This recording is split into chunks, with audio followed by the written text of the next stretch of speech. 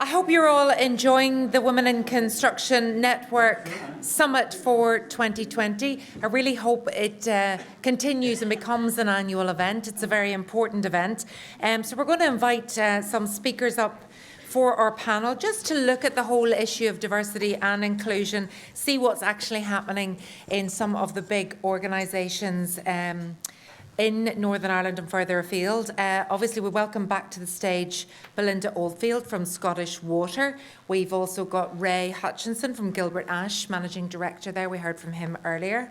Emer Murnaghan joins us now. OBE, I love saying that there, Emer. Head of Sustainable Business at Graham Construction.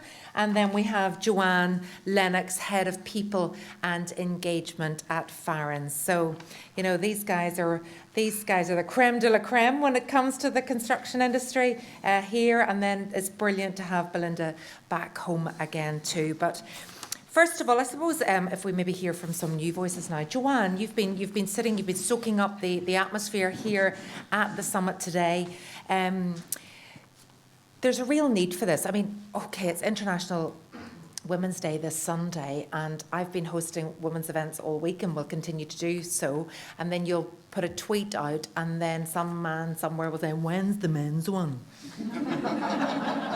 Why do we need this? Well, thank you, Sarah. If you had been upstairs a little while ago, you would have heard me say exactly that. Community hubs are really important, and obviously we're here at a Women's in Construction event, and of course, absolutely, it is about women, but it's also about everybody else. Yeah. So whilst we have those women's groups, and it's, as I said, really important, it's also important that we invite everybody from our organisations into all of the different community hubs that we might want to get started, whether that's around disability, whether that's around sexuality, or whether that's around women. So really it seems to be about having these conversations and speaking out about it and not going with the status quo. I talked about box ticking as well earlier. It's not a box ticking exercise anymore. Yes, there's, there are legal requirements, but it's necessary. It absolutely is necessary to achieve equality for all. Absolutely. And what we're finding now is that people have choices.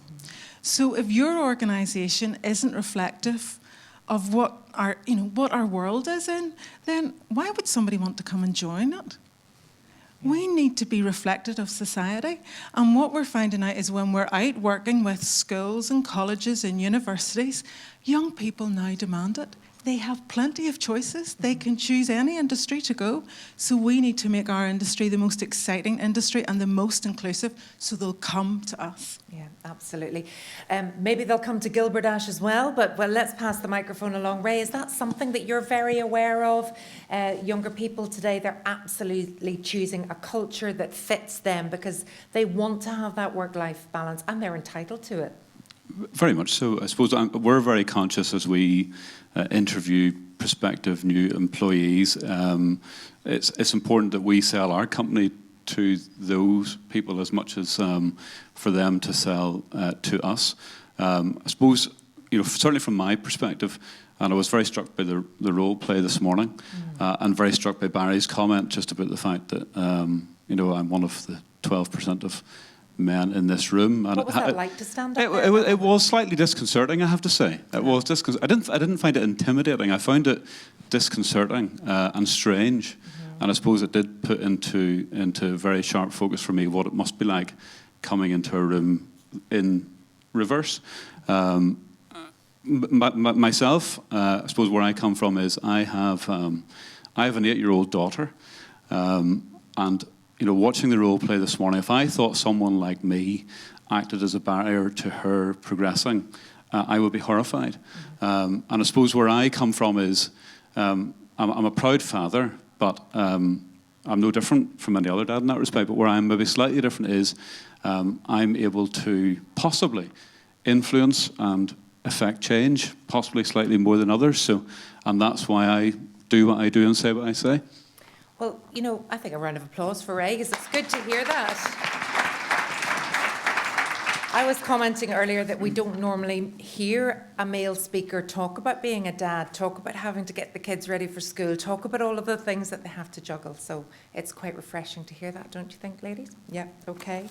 So moving along there, Lynn, what advice would you be giving now to a younger woman thinking about, first of all, getting into construction, or maybe finding themselves working in construction and still feeling that maybe they're alone, or there are very few of them? Well, is this on? I think so. Yeah. I suppose, I mean, if you are a woman working in construction, it is likely that you are alone when you're, you know, when you're out in the field and in the job that you do. And I'd just like to maybe share some information about one of the programmes that we have recently developed in Women's Tech, along with CITB and Gilbert-Ash and some others, which is the hashtag Not Just for Boys. And it's the importance of all of you in this room who are in this industry, and I spoke about this earlier, and the role models, that you're role models for others. Because we're going into the schools, and the reality is, which we kind of knew this, but now we absolutely know it, is that construction and the raft of careers and jobs that are available across the industry are not even put on the table for the girls that are there. So, you know, many of you, and I'd be really, really interested in finding this out, how you got into this. Is it because someone in your family is in it? You know, is it your dad, your uncle, or brother or sister? But the actual, it has not been offered to kids and girls, in the schools at the moment. So what does that say to, you know, to us and to this industry when there are skill shortages? So there's responsibility on everybody here to be that role model, to come out, to speak to girls, to encourage girls to look at this industry as a career path. Okay, Lynn, yeah, I hear. I think we would all agree with that, absolutely. Belinda, what do you think of the idea that it will take until 2194, according to the GMB union, for the construction industry to reach gender equality? Or is that an unrealistic expectation? I think that's just ridiculous. You did say 2194. 2194. I think that's right. Okay. That's actually scarily only, 150 years, though it sounds like it's like way into the future, but that is a long time. Well, I think shame on us if that is how things pan out. I think just to pick up a few points there, I think days like International Women's Day, absolutely crucially important, because it's about re-emphasising the message and continuing to emphasise the message that women in science and engineering matters. And if we don't get parents who only promote these types of careers to 7% of their daughters, or 7% of parents only promote this to their daughters, we will not change that 2194 type target, if that's the target. So we have to reinforce the messages.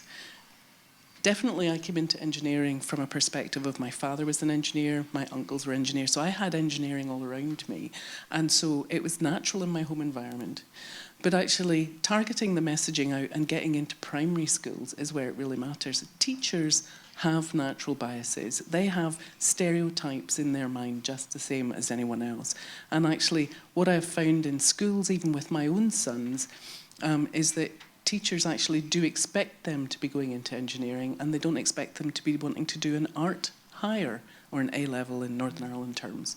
And so when boys want to do an art higher or an art A-level, that's also seen to be counterintuitive.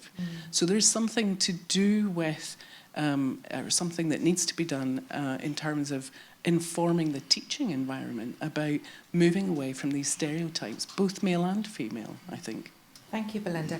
Well, let's bring in Emer Murnaghan at this point. And Emer, I suppose when I was talking about earlier, you can't be what you can't see. Somebody in your family could see what you were doing, and your daughter has followed in the footsteps slightly. Rachel's here today. Rachel, just give us a wave, Rachel. Yes. She's with a civil engineer with ARB, so they have a strong team of great young role models who go out and do probably what this is sort of confession time.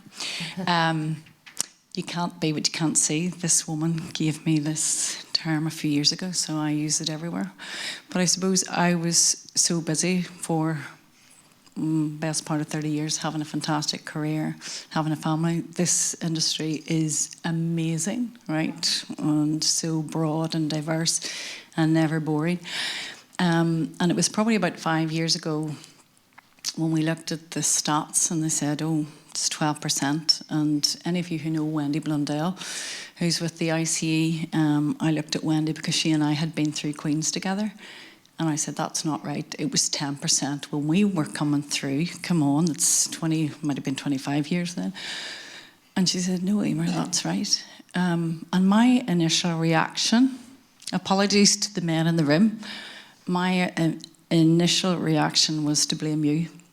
And then I thought, hang on a minute. What am I doing about it? So I know it's great that Rachel has obviously had that at home and just thought it was an obvious choice, but my commitment has been now to come to things like this, to encourage younger women and to do more just to be seen. And if I have a great career, and why wouldn't anybody want to be in this industry? So has it always been that great career? Absolutely. Have you never experienced a barrier being So a woman?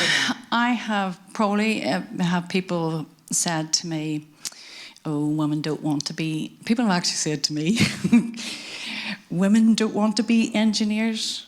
And I go, I actually did. No, I didn't. I kept very quiet and I went home and I yelled at my husband, have I not got the t-shirt? Okay. Yeah. And then I went in calmly and I thought, okay, so these are these biases and things that are happening these subtleties.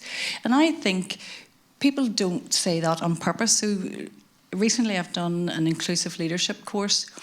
They taught me 3 very simple words. One was about being clumsy. People will say things to you, so that was a clumsy thing to say. And then it can get a little bit more inappropriate, right? And or unacceptable. Sorry, that's the next level. Unacceptable. And if somebody says something, you just go, sorry, but that's unacceptable. And then the third level is inappropriate, and that's when you want to take action and you hope your organisation is there to back you up. And I think now that's when you have to stand up and be counted. So I suppose what I'm saying today here is that having just been selfish and honing my own wonderful career, I think it's probably time that I spoke out and did more. And you probably feel the same, do you? Yeah, well, it's great that you're all here, being on this panel today. I've been hugging you now for a little while. I'm sure there's some questions in the room. It would be great to hear from some of the younger women in the room, or indeed anybody in the room. So there's a hand going up there. If you want to tell us who you are and where you're from, and let us know your question. Hi, my name's Nuala Griffiths. I'm on board of the Women's Tech, but I'm also from the Strategic Investment Board as a Biosocial Development Officer. I work with a lot of contractors in Northern Ireland, and I'm very keen to bring women on board to the industry, as Emer and all the panel has said, that it is a great industry to work in. But I want to know, here we are, there's an appetite for, and there's a cry out for, where do we go from here?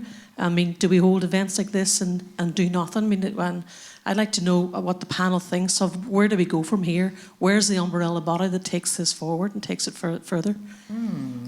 Who would like to come in on that one? Do we just keep plugging away, or is there something? For me, it's obvious. We're here. We CITB have stood up. Yes. So CITB, be the convener, and we're all here to help, and we will get more people in. I mean, the ICE and the other professional bodies all have programmes in place, but there's too much disconnected activity. Let's just get it joined up. I do have a very positive stat and very encouraging for all of us.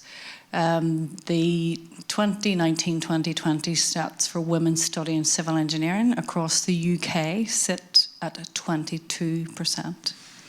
In Northern Ireland, we are almost 25%. So we are already ahead of the posse. So I think it's that sort of typical, let's Northern Ireland. Let's Sorry, celebrate that, you're Northern Irish. You're coming back. Let's give out the positive So I think tweet there's an today. opportunity, yeah, to really, for us to stand up and we Together. call on the CITB to be the convener and your Women in Construction Network. And I just have to say, 40% of the board of CITB Northern Ireland are female. So we have to make that point. I think we were talking about boards and representation on boards earlier, so that deserves a round of applause, I think. Would anybody else like to come in on that? Obviously CITB leading the way, but does anybody else think that we should be doing more? We've got our executive back up and running at the minute. Is there something that needs to happen there? Well, I mean, I would just say that in Scotland, Scottish Government has a commitment to have 50% women on boards by 2020. Now, I don't think they've made that, but they've made a huge inroad into that. And I do wonder whether that's something that, now that you've got a functioning government back in Northern Ireland, whether that's something that they can take on board, no pun intended, and actually drive from the top. Is it something, though, that women are, I think I've done some training in this area, women are not putting themselves forward for these roles either. So again, it's about empowering and confidence building and leadership development. Ray, would you like to come in on that? I'm happy to come in. As I said, You talked about your goal. my goal, and I'm not afraid to say, as I said earlier on, that we are a board of six men, and it is my personal goal to change that. And I suppose how we're doing that is by training programs, by mentoring programs, to try to make it very clear that the female colleagues in Gilbert-Ash have every bit the same opportunity as the male colleagues. I do think at the same time that change is inevitable, and as I say, I'm very happy to play my part in that and try to make sure that people do move forward. I touched earlier on whenever I spoke about diversity mark, and I think a lot of companies in this room should consider the diversity mark charter mark, because it does provide a very strong framework to look at what you have in place and to challenge yourself to do better. And I think there's an awful lot in that, certainly for companies to think about. Here's a little question. Can you be a director on a board and have flexible working? Can you be a part-timer? Just thought I'd ask you that. Yes, thanks very much, That's Sarah. all I right. appreciate I love that asking one. the difficult questions. Why not? There you go, why not? Everything's possible, which is great, but I think in the past that has been seen. Women nearly talk themselves out of taking the role because they don't know whether they can commit. Lynn, would you like to come in on that one? I just think that today has been brilliant, and massive kudos to CITB, absolutely. That the event was sold out in a very short space of time, and that there's a waiting list clearly shows that there is a need for something like this. I have had a couple of conversations over lunch where, following some of the presentations that happened, where people were asking me about mentoring and where people can access mentoring. So there is a gap there. It would not be difficult to fill that, and possibly that could be something that the Women in Construction Network could take on. And for the women, when you're saying, Sarah, about women putting themselves forward, which they don't, and I spoke about this earlier, 9 out of 10 women, when they're asked to go on the media, say no, and that's a problem. But that kind of mentoring relationship is there to support people to do that. So I think it could be something as well as this, because we have to move forward, that this is something that we could possibly look at moving forward. Joanne, this is hugely important to you as well. Absolutely. Just building on what Lynn has said, I think the CITB have a perfect opportunity to bring us together from different organisations. You usually find that when you want to set up mentoring or coaching or whatever that might be in terms of people's development, that you can, with a little bit of money and a bit of backing, you can do that in your own organisation. But to really make that happen and to make a difference and make that breakthrough of those senior women coming through onto boards, that requires them interacting with other organisations. So if you're sitting in the room and you believe that you're a good role model, put your hand up and get involved. It starts with each one of us making a difference, and mentoring, we can decide through it. We've enough experience in the room to provide the mentor training so that you really mentor in the right way to really make a difference. And we've been hearing that throughout the day. Yes, Barry? just like to make a point in terms of... I think we're getting a microphone to you, Barry, just so everybody can hear your question. Oh, there we go. Thank you. A couple of things I would quite like to highlight is there is an organisation in Northern Ireland called the Boardroom Apprentice. Yes. And if anyone out there, I mean, we have an incredible room full of people. You're all capable of being on a board, but maybe are reluctant to how to access that. So the Boardroom Apprentice will be recruiting soon for apprentices that they place on boards to learn how to be a board member. Really important skill. Yes. So I would encourage anyone in here to do that and get on boards and make the change from the inside. And her Strictly Boardroom. Absolutely. And you mightn't have ever even considered it before. It wouldn't have been, as a younger woman, I wouldn't have thought about sitting on a board at all. But if you're passionate about something and you can make a change, it's brilliant. It's really strongly supported by Sue Gray, who's the Permanent Secretary of the Department of Finance. This is an organisation and a movement that's got clout. It's fantastic. So I would get more. The other point I would like to pick up, and I accept the challenge, if you guys will accept the challenge. And I said right at the start that today would set our agenda for the Women in Construction Network and CITB for the next couple of years. Yeah. I accept. So, great. Super. There we go. So, thank you, Barry. I think we have another question at the back of the room there. Behind the pillar.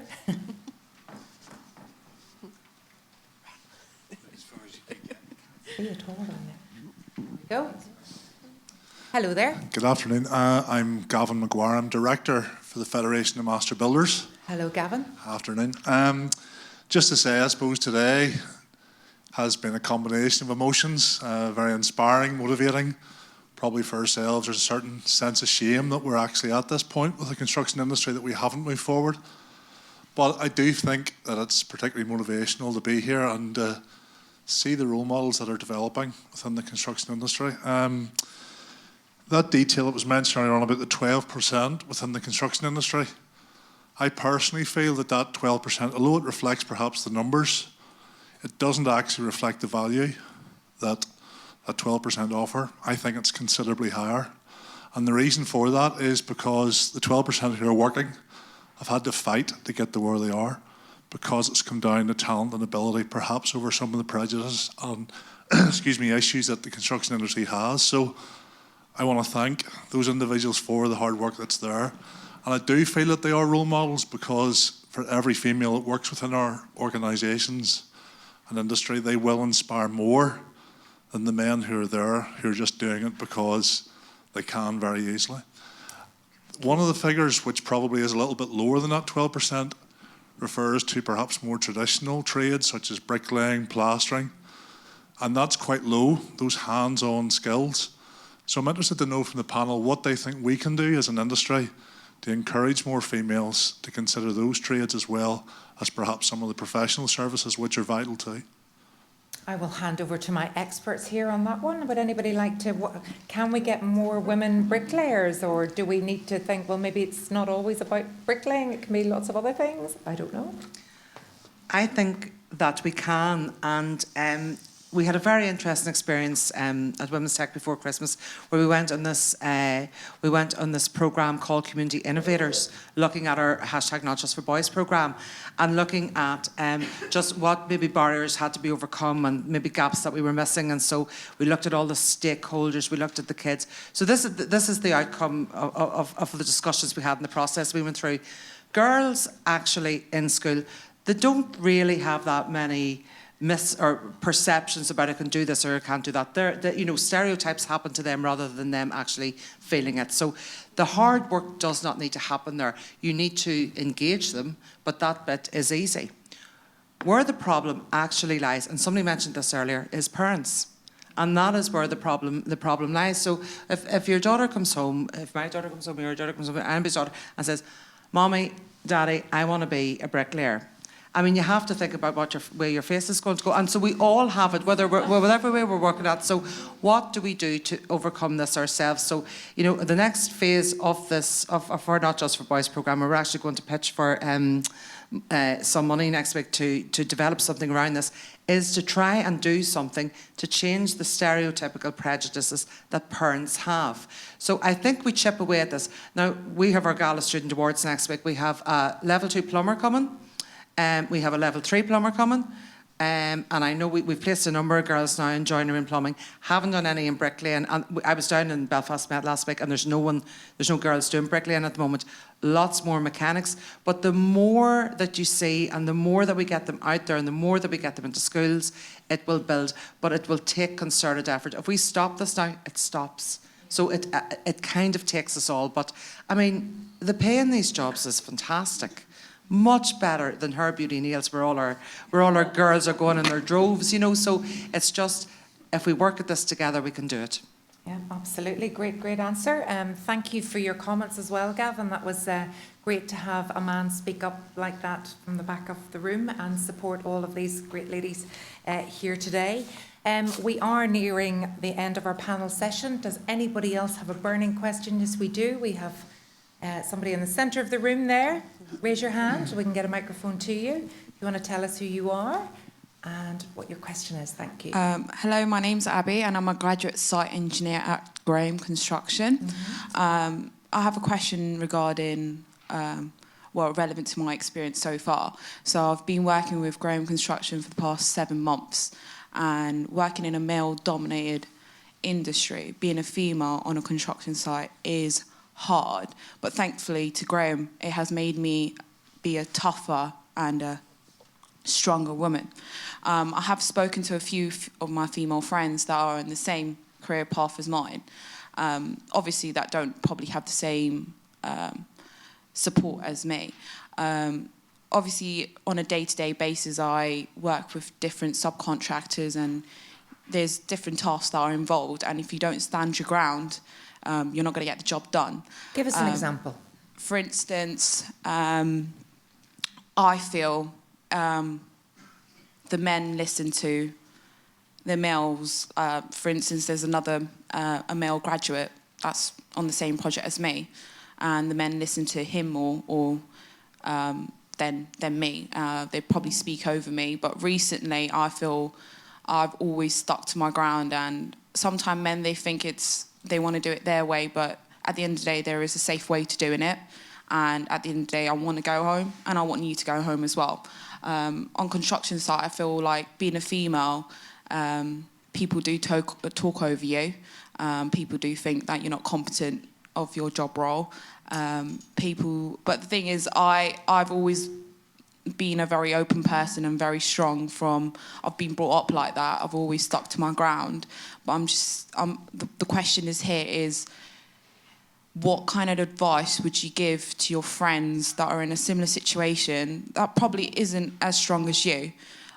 When do you know is the right time to actually, because maybe loads of people do this, they do think they could deal with it on their own, different scenarios, but when do you know it's the right time to actually speak to someone about it, or speak to your senior project manager, or speak to a colleague about it? It's a good point, and maybe if other people started standing up. I know in the Obama administration, the women had some tactics going on, and even from some of the more introverted men, that this amplification method, have you heard of that? So you're going into something, you want to raise a point, but you know you're going to get talked down, or you'll be humoured for a little while, and then the conversation will drift away from you. So you always have somebody else, you have a little strategy going in, and then another person behind you says, I'd like to go back to what Abby said earlier. I don't think we got an answer on whether we're going to do that. So you have a little strategy, a little plan. As soon as there's another voice behind you, it takes it to a whole other level. So I thought that was a good technique. But let's go to our panel and see what advice you'd give to Abby, because that's a lonely world and a hard world, and when you feel you're constantly having to stand up for yourself or challenge to be heard.